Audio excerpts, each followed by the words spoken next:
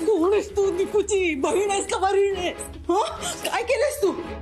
आपल्या सख्या बहिणीला मरणाच्या दारात ढकलून मोकळी झालीस? तुला काहीच कसं वाटत नाही का निर्लज्ज मुली? आई मी खरंच मुद्दाम नाही केलं, खरंच मी मुद्दाम नाही केलं आई.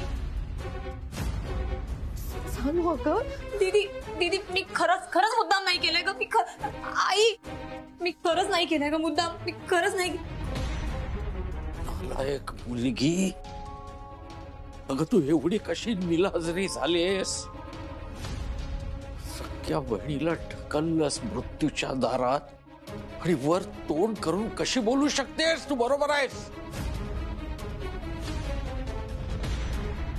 हो आहे मी नालायक बाबा. नशीब आज तरी स्वतःच्या तोंडून तुम्ही कबूल केलं की तुमची मुलगी नालायक आहे. कारण लहानपणापासून तुम्ही मला कुठल्याही गोष्टीसाठी लायक समजलाच नाहीयेत ना. सगळं चांगलं जे काही आहे ते दीपूसाठी आहे आणि माझ्यावर प्रत्येक वेळेला अन्यायच झालाय. दीदी तुला आठवतंय का ग? माझ्या 18व्या वाढदिवसाला मी आई बाबांकडे एक गिफ्ट मागितलं होतं. तर त्यांनी काय सांगितलं, आपण गरीब आहोत आणि मला एक स्वस्तातला 300 रुपयाचा ड्रेस दिला. दीपूचा जेव्हा 18वा वाढदिवस होता तेव्हा तिला सोन्याची बांगडी दिली. आठवतंय ना तुला? मी यांच्याकडे काही मागितलं ना की नेहमी यांची गरिबी आड यायची. पण दीपूसाठी सगळ्या गोष्टी व्यवस्थित मिळायच्या. कुठून यायचे हे पैसे? यांना माझ्यासाठी कधीच काही करायचं नव्हतं ग. कारण मी नालायक आहे ना. मी यांची नालायक मुलगी आहे. ते पैशाचं मोल नाही, पण आता हिनं विषय काढलाय म्हणूनच सांगतो. हिच्या 18व्या वाढदिवसाला आपण हिच्या नावानं एक पॉलिसी काढली होती. आठवते? कशासाठी? तिच्या उज्ज्वल भवितव्यासाठी. अगं हो सानू, बाबांनी दीपूसाठी बांगड्या केल्या होत्या, पण तुझ्या कॉलेजची फी भरण्यासाठी दीपूने त्या बांगड्या परत केल्या आणि बाबांनी त्या मोडून तुझी फी भरली आहे कॉलेजची. मग काय उपकार केले का आई बाबांनी? अगं मालती, काय करावं ग या मुलीचं आता? आत्ताच्या आत्ता माझ्या डोळ्यासमोरून चालती हो, चालती हो. जाणारच आहे मी बाबा, थांबणार नाहीये मी या घरामध्ये. पण तुम्ही एक गोष्ट लक्षात घ्या, या वेळेला ना तुमची लाडकी दीपू चुकली आहे. प्लीज मान्य करा की तुमची दीपू चुकली आहे या वेळेला. सानू गप्प बस, एकदम गप्प बस. एकतर इतके दिवस तू आमच्यापासून ही गोष्ट लपवून ठेवली. सगळ्याच्या समोर हिंडोला पिटवून सांगू का की मी ढकललाय दीपूला, मी ढकललाय दीपूला म्हणून? तोंडावर. आई खरं तर मी सांगणारच नव्हते.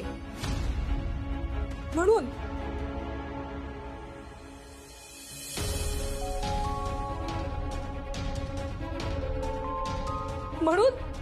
मी या चिठ्ठीमध्ये सगळं लिहिलं होतं.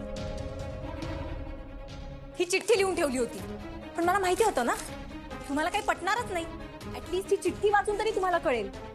पण नाही, कसलं काय, तुम्हाला काही कळलंच नाहीये. खरं तर माझी चूक झाली. मी तुम्हाला कोणाला काही सांगायलाच नको होतं. मला वाटलं होतं कधीतरी तुम्ही मला समजाल, माझी बाजू समजून घ्याल. पण कसलं काय, जी गोष्ट तुम्हाला आयुष्यभर जमली नाही ती आता तरी कशी जमणार हो? बाबा, तुम्ही तुमच्या शाळेमध्ये मुलांना एक गोष्ट सांगत असाल ना, तीच गोष्ट ज्याच्यामध्ये एक होता राजा, त्याच्या 2 राजकन्या होत्या, एक आवडती आणि दुसरी नावडती राजकन्या. आता ना तीच गोष्ट बदलून सांगा. एक होते मनोहर देशपांडे, त्यांची एक कन्या होती आवडती आणि दुसरी कन्या होती नावडती. आवडत्या कन्येचं नाव दीपिका आणि नावडती ती सानिका. नावडत्या सानिकावर आयुष्यभर मनोहर देशपांड्यांनी अन्याय केला. तिला सावत्र वागणूक दिली आणि तिला नालायक ठरवलं. आवडत्या मुलीमुळे नावडत्या मुलीकडे मनोहर देशपांड्यांनी फक्त दुर्लक्ष केलं. पण झालं सगळं उलट. मनोहर देशपांड्यांच्या अशा वाईट वागणुकीमुळे ना त्यांची आवडती मुलगी आज मृत्यूच्या दारात उभी आहे.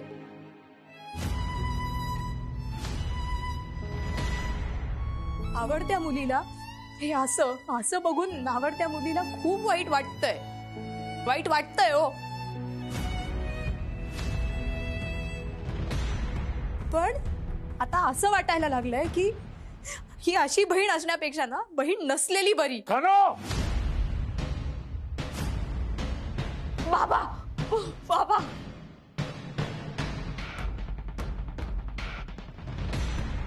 मारा ना. हमलात कशाला मारा. नाहीतरी तुम्हाला तेच हवंय ना. मारा ना. सानू तोंड बंद ठेव. आई बाबांनी हात उगारलाय माझ्यावर आणि तू मलाच गप्प राहायला सांगतेयस.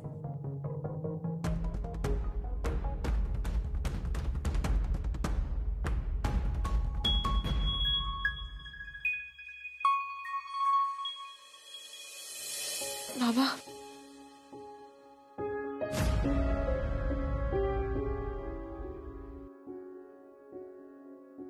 मालती, आपण का जन्माला घातलं ग या मुलीला? स्वतःच्या सख्या बहिणीशी अशी वागली आणि वर म्हणते माझी काही चूक नाही.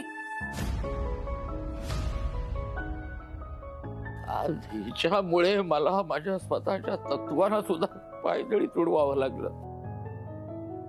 हिच्यामुळे आज दीपू मरणाच्या दारात उभी आहे. तिच्या लग्नाचं जेव्हा मला कळलं तेव्हा मी हिला घराबाहेर काढायला निघालो. तेव्हा कोण मध्ये आलं? दीपू. दीपून सांगितलं हिला घराबाहेर काढू नका. एवढं कमी की काय म्हणून ही गरोदर आहे असं आपल्याशी खोटं बोलली. आपल्याशी संबंध तोडून ही घर सोडून निघाली तरी दीपू हिच्या मागे मागे निघाली. एवढं सगळं दीपूने हिच्यासाठी केलं आणि हिनं काय केलं? ही दीपूच्या जीवावर उठली. खूप ऐकलं. आता नाही, आता नाही.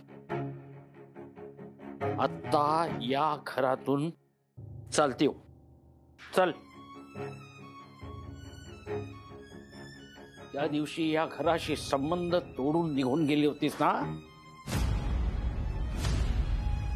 पण आता हा मनोहर देशपांडे तुला सांगतोय आजपासून तू आमच्यासाठी मेलीस.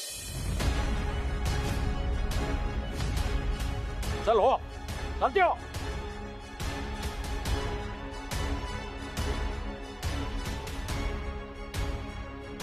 या क्षणापासून तू माझी मुलगी नाहीस. मला ती लक्षात ठेव. यापुढं आपल्याला फक्त 2 मुली आहेत आणि परमेश्वराशी मी प्रार्थना करेन कुठल्याही आई बापाच्या पोटी अशी मुलगी देऊ नकोस.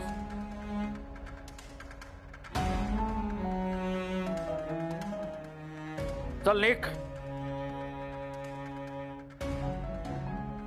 तुला बोललेला ऐकू आला नाही का? चल निघ इथून.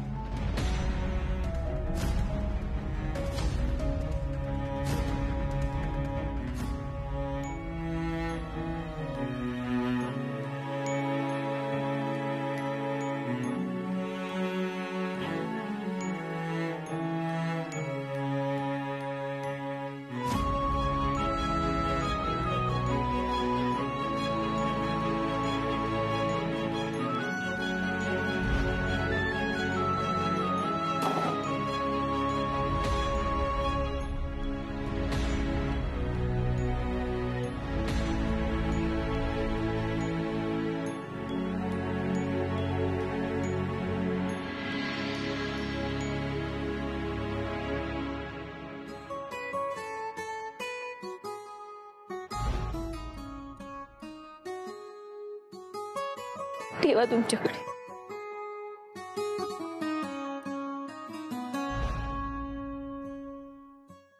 मॅडम, हार मानायची नाही असं तुम्हीच नेहमी म्हणायचं. मग आता उठा ना मॅडम. आणखी किती दिवस त्या हॉस्पिटलमध्ये पडून राहणार आहात? मला नाही सहन होत आहे मॅडम. प्लीज प्लीज लवकर बऱ्या व्हा. अहो सासूबाई, आम्ही खरं सांगतोय, घरी सगळं खरं खरं सांगून आलोय मी. चल कार्तिक. सासूबाई, झालं ना आता तुमचं समाधान? तुम्ही तुमच्या सख्ख्या मुलाला आणि सुनेला घराबाहेर काढलंय. अगं आई, तिकडे केवढी वाट लागली माहितीये का आमची? हे तुम्ही दोघांनी स्वतःहून ओढवून घेतलंय. मुक्ता, मुक्ता, तू बघतेस ना आमचे काय हाल होत आहेत ते? अरे मुक्ते, सांग ना, तोंड काय तुझं शिवलंय का आता? कार्तिक! हा? सांग ना, तोंड शिवलंय तुझं आता? सानिका, तुला एवढा मोठा गुन्हा केला, ते सगळं लपवून ठेवलं आणि आता मुक्तावर ओरडताय? खबरदार कोणी मुक्तावर ओरडलं तर. हो भाऊजी, पण मी मुद्दाम नाही केलं ना, मी तेच सांगते ना सानिका तुम्हाला. प्लीज, एक शब्द ऐकायचा नाहीये तुझ्या तोंडून मला. या मुक्ताने सगळं बघितलंय. मी मुद्दाम नाही ढकललंय दीपूला, हे बघितलंय मुक्ताने.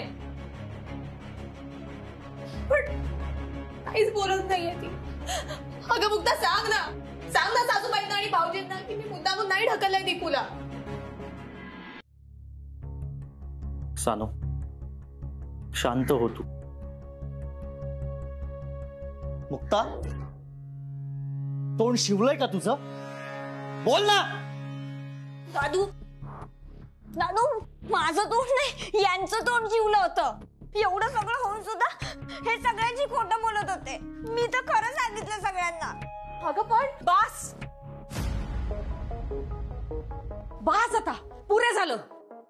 का पुरे सासूबाई? तुम्ही म्हणालात म्हणून मी घरी सगळ्यांना सगळं खरं खरं सांगितलं. आणि मग काय झालं माहितीये? बाबा म्हणाले आमच्यासाठी ही मुलगी मेली. आणि इतकंच नाही आई, दादा, ते Deshpande sir, Kartik Deshpande sir. Deshpande sir माझे सासरे, मी त्यांचा जावई. त्यांनी आमचा दोघांचा इतका अपमान केलाय, तुला काय सांगू. सानिका, तुझी काही पाप केलेस ना, त्याची फळं इथेच भोगायची आहेत तुला. तू तुझ्या आई वडिलांची कशी वागलीस आठव जरा. किती मन दुखावलंस त्या दोघा बिचाऱ्यांचं. आणि स्वतःची बहीण, तिच्याशी कशी वागलीस तू? लाज नाही वाटत तुला? बोला, तुम्ही पण मलाच बोला सासूबाई.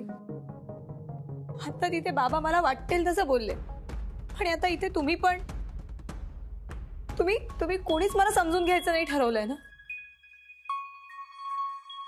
सानिका, सानू असं. हे बघ सांग.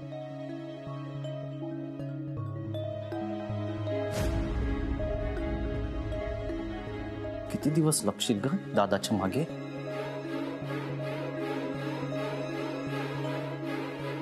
हे बघ कार्तिक, जोपर्यंत सरांकडून निरोप येत नाही ना मला की तुम्ही तिकडे जाऊन खरं खरं सांगितलंय, तोपर्यंत विश्वास बसवणार नाहीये माझा. लक्षात ठेव. काय करायचं या दोघांचं? मला नाही वाटत आयुष्यात कधी सुधारतील हे दोघं जण. आई, आई जाऊ दे. हे बघ, माझी स्वतःची विचार करण्याची क्षमताच संपली आहे. पण ह्या सगळ्यापेक्षा दीपिका मॅडम कोमातून कधी बाहेर येतील ह्याची वाट बघतोय मी. आई, मी हॉस्पिटलसाठी निघतोय. तू देशपांडे सरांसाठी डब्बा देते, 2 मिनिटात देते.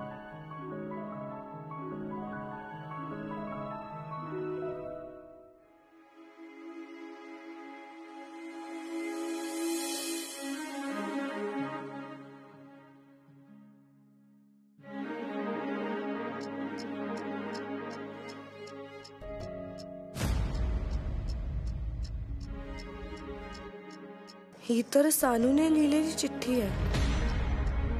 मग साळगावकरांनी दीपूला लिहिलेलं पत्र कुठे गेलं? मी इथेच ठेवलं होतं.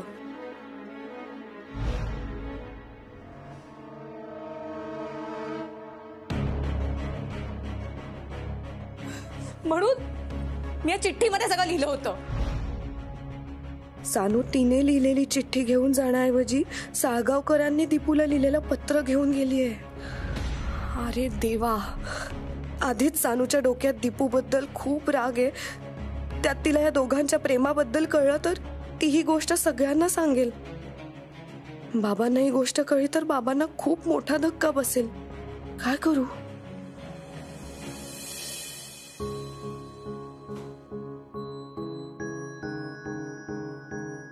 सानू, अगं विसरलीस का? आपली बेडरूम तिकडे आता.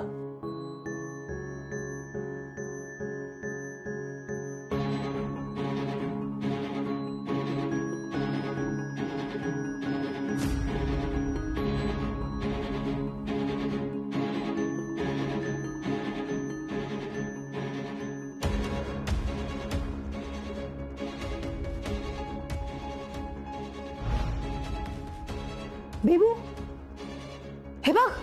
ओढणी भाऊजींच्या कपाटात. हा पर्पल दुपट्टा माझा आहे ना? ही तुझी, पिवळी माझी आणि लाल दीपूची.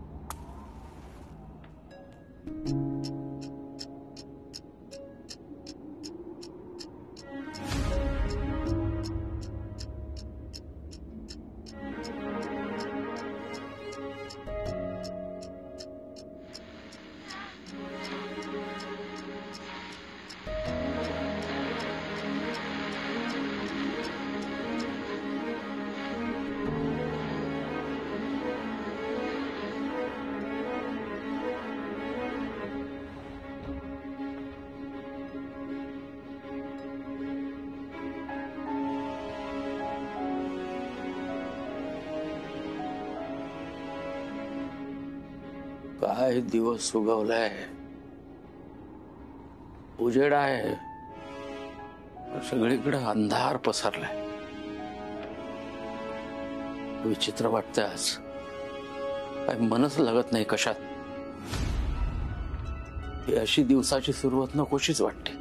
बाहेर मळभ आलंय आणि मनात अंधार. भीती वाटायला लागली आहे कसली तरी. काहीतरी विचित्र घडेल असं.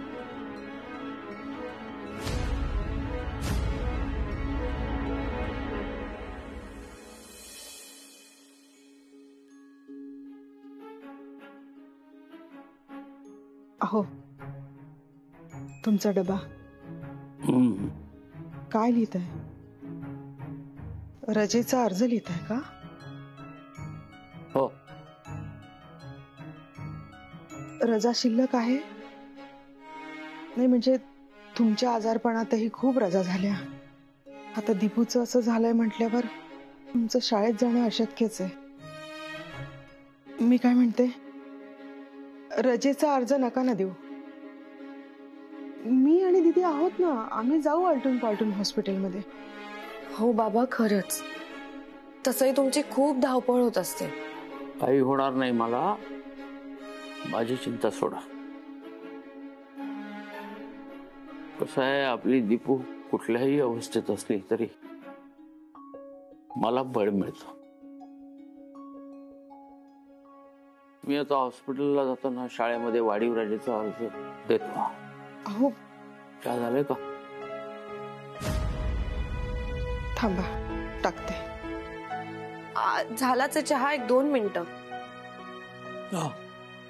मी बघतो.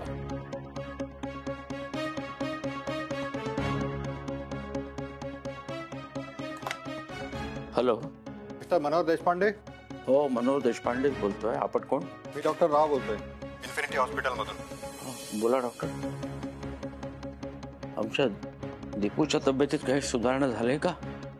तुम्ही ताबडतोब हॉस्पिटलमध्ये निघून या. तुमच्या मुलीची दीपिकाची तब्येत खूप क्रिटिकल आहे. तसे आमचे प्रयत्न चालूच आहेत, पण माझं एकच सांगणं आहे की आता तुम्ही मनाची तयारी ठेवा. आणि हो, तुम्ही नातेवाईकांना बोलवून घ्या आणि तुम्ही लवकरात लवकर या.